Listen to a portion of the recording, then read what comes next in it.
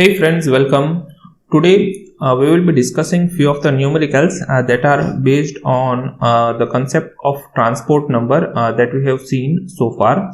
So the first numerical, it says that we have a decimolar solution and that was electrolyzed between two platinum electrodes. So we know that these platinum electrodes are non-attackable electrode, and after passing a small amount of current for about 2 hours, a fall in concentration was this much. So this is the fall in concentration given, and the mass of copper that is deposited in the copper coulometer was this much gram. So we have copper coulometer and the mass that was deposited is given this much grams. So we have to calculate the transport number of silver nitrate. So basically this numerical is based on the Hitrov's method of transport number, or Hitrov's method to calculate the transport number, and the things that we have given is that fall of concentration. So fall of concentration around anode is given, that is 0.0005124 gram equivalent, and the mass of copper deposited in copper coulometer is given, and that is 0.03879 grams. Okay, so what we have to do is, first we have to find out the equivalent of copper deposited, or we have to calculate the gram equivalent of copper deposited, and that we will obtain by dividing this particular term by the equivalent weight of copper, and that is 0.03879 divided by 31.8, and that is 0.000129190. So this is the equivalent weight of copper. Now we know that the transport number according to Hitrov's method, that is T plus, this could be written as gram equivalent of silver ion lost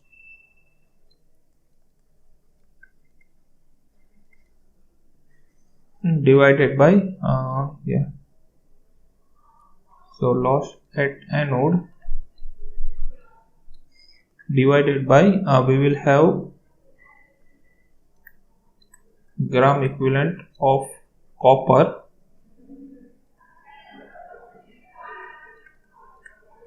deposited on copper coulometer. Okay, so that will be, so this gives the amount of so this gives the fall of concentration around anode, so that is 0.0005124 divided by, we will have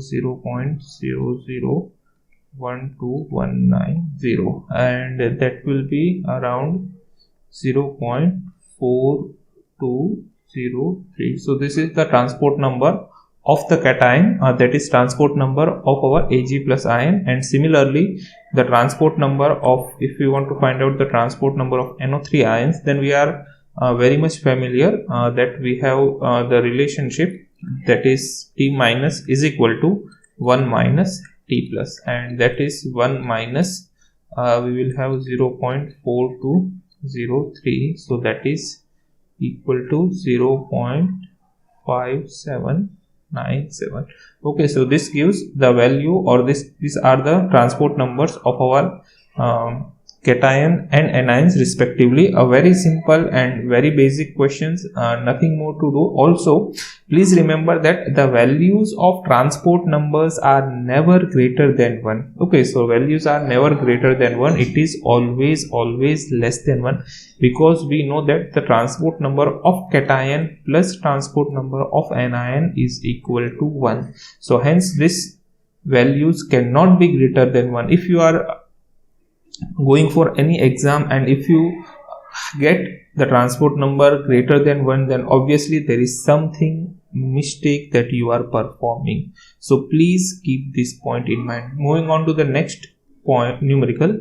So this is our second numerical, and it says that we have a solution that contains 2.8% of copper sulfate, and that was again electrolyzed using platinum cathode and copper anode. And so we have one of the electrode is attackable electrode. Now after electrolysis, the cathode solution was found to weigh 54.70 grams and to contain 0.409 of copper. So the cathode was weighed after the electrolysis, and this much gram of the solution contained this much amount of copper. So copper cathode over here is a non-attackable electrode, so we don't have to worry about it. And the increase in the weight of cathode was 0.408 grams. So over here, this value, it gives the amount of electricity that is conducted, and we have to calculate the transport number of copper and SO4 minus ions. So what we have given is that 54.700 grams of cathode solution after electrolysis. It contains, or that is our X, and this contains 0.409 grams of Cu plus 2. So this is given, and also we have given that our solution contains 2.84% of copper sulfate. So that is 2.84. So we can consider in this way that we can write this as percentage. We can write it this way, that is 100 grams of our cathode solution before electrolysis. So it contains 2.84 grams of Cu plus 2. Okay, so this we can write it in this way also. So this we have to convert it into 54.7. So we can write that 54.70 grams of our same cathodic solution before electrolysis. It would contain, we can take the ratio, so we'll have 2.84 into 54.70 divided by 100, and that will be, so it will have this much grams of copper in the solution. So it means it will have this much amount of sorry, it is not copper, it is copper sulfate.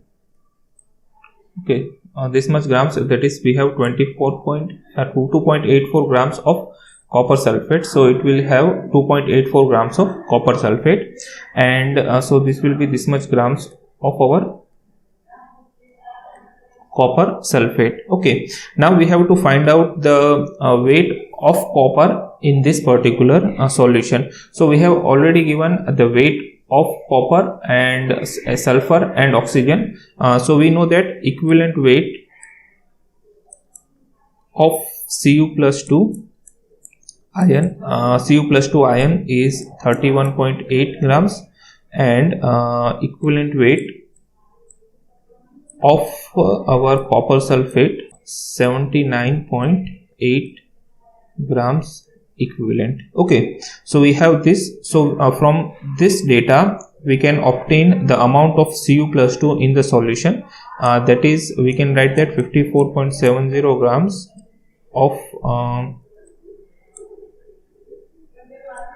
cathode solution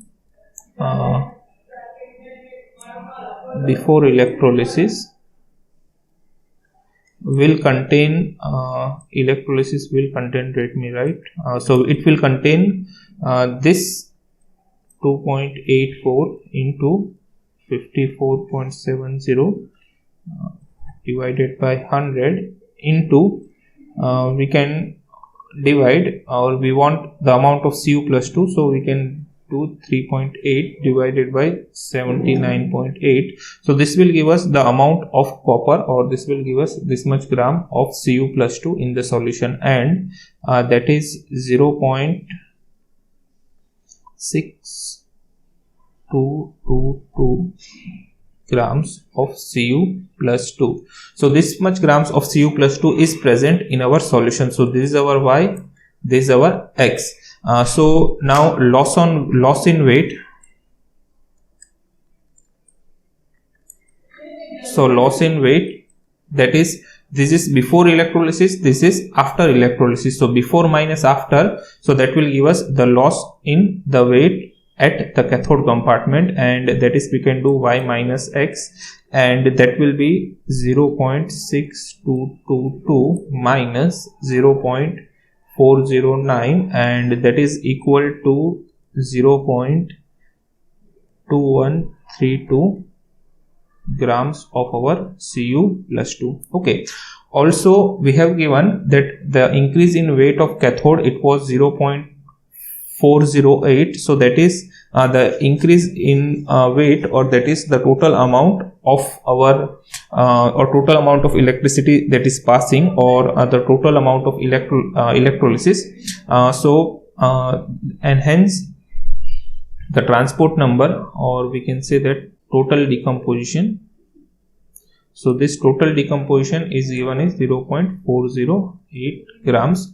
What we can write is that the transport number of SO4 2 minus ion, that is, because at cathode we know that negative ions are attracted towards cathode, so that will give us the transport number of negative ions. So that is loss in cathodic compartment, loss in cathodic compartment divided by we will have total electrolyzed, total amount of electrolyte decomposed, that is this value and this value. So when we take or when we divide this, we will have 0.2132 divided by 0.408, and that is 0.5225. So this is the transport number of our negative ion, that is SO4 minus ion, and our transport number of Cu plus 2 ion will be 1 minus 0.5225. So that is 0.4775. So this is the transport number of our Cu plus 2, and this is the transport number of our SO4 minus. So simple, very simple problem. Moving on to the next problem, that is our third problem. We have a dilute solution of copper sulfate, and that is electrolyzed using platinum electrodes. Again,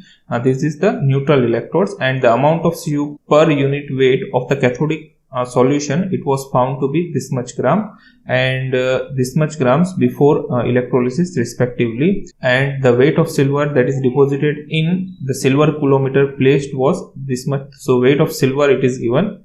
Okay, and we have to calculate the transport number of Cu plus 2 and SO4 minus ions. Okay, so this is before. Okay, over here I have forgotten before and after.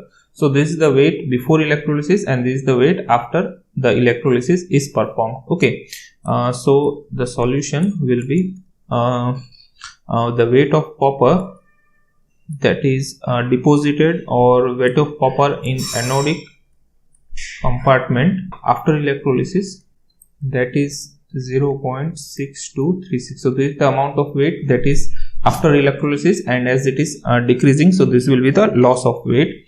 And we can say that weight of Cu in anodic compartment before electrolysis,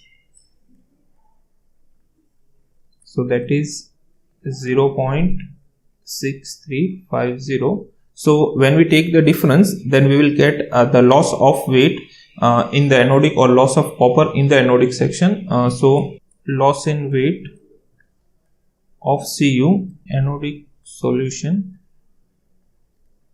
so that will be 0.6350 minus 0.6236, and that is equal to 0.0114 grams of Cu, that is loss in weight. We have also given that amount of silver that is deposited. So if we have given the silver, so we have to find the equivalent of copper deposited.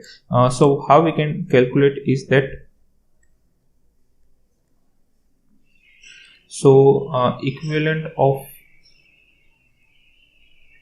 copper deposited, that will be this weight 0.1351 into equivalent weight of Cu, that is 31.8 divided by equivalent weight of silver, and equivalent weight of silver that is the same, so 107.88. so this is 1.0.88 and this comes out to be 0.03974 grams. So this much grams of copper is deposited. So this is our total loss. Okay, so this is our total loss or total decomposition. And again we are very much familiar with the formula, that is a transport number of Cu plus 2 will be equal to loss at anode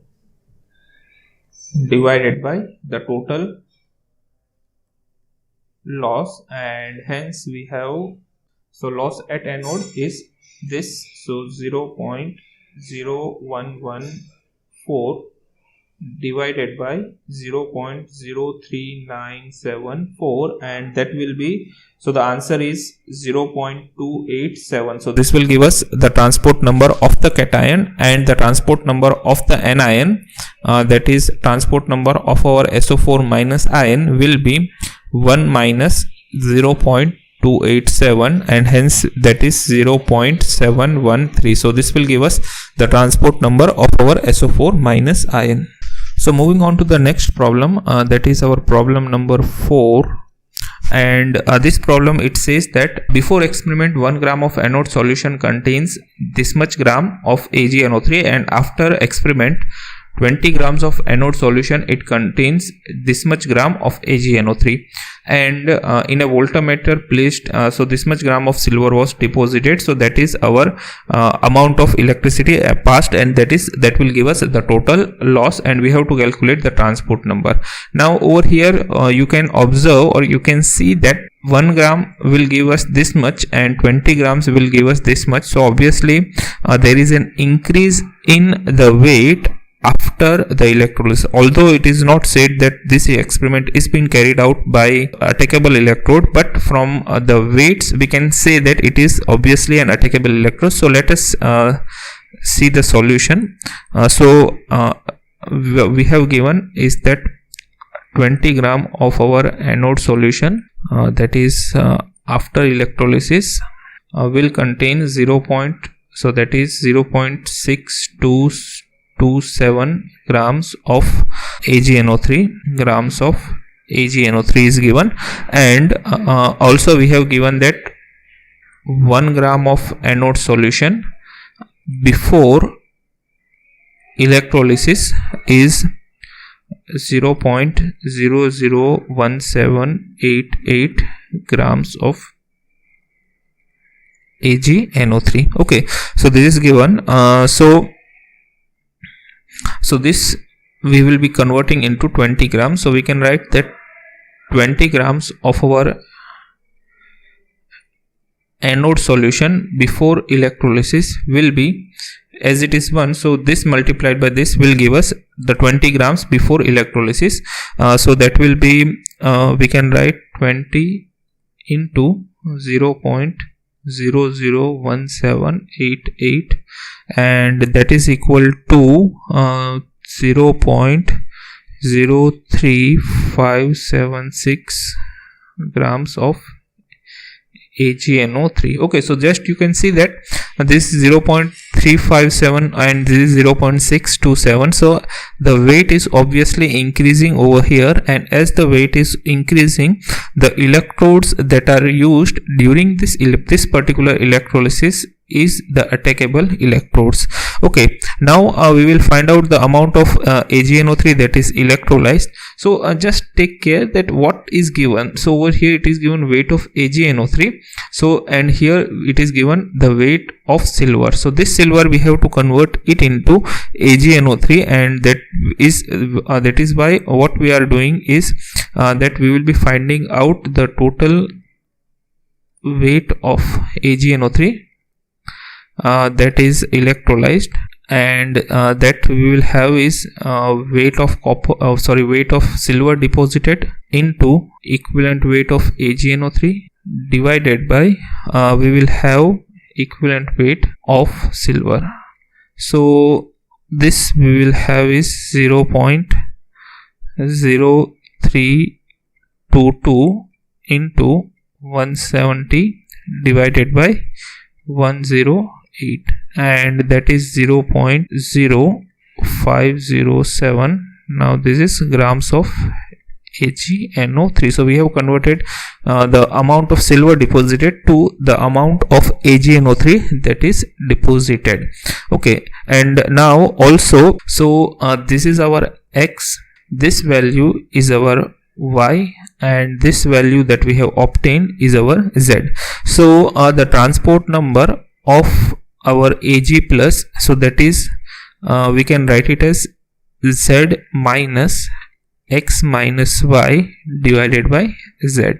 So this we have already seen when we were discussing the Hithoff's method. We will have 0.0507 minus 0.06227 minus 0.03576 and divided by Z, that is again 0.0507. okay, so the answer is 0.477. so this is the transport number of our Ag plus ion, and if we perform, that is transport number of NO3 minus ion will be 1 minus 0.477, and that is 0.523. so this is the transport number of our NO3 minus ion. So in this way, by performing very simple calculations, we could obtain the transport number of the cations and anions using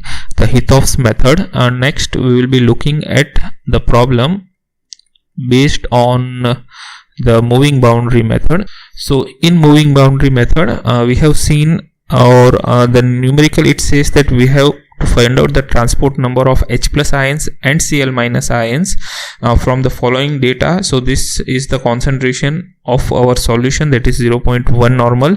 The mass of silver deposited in coulometer is this much.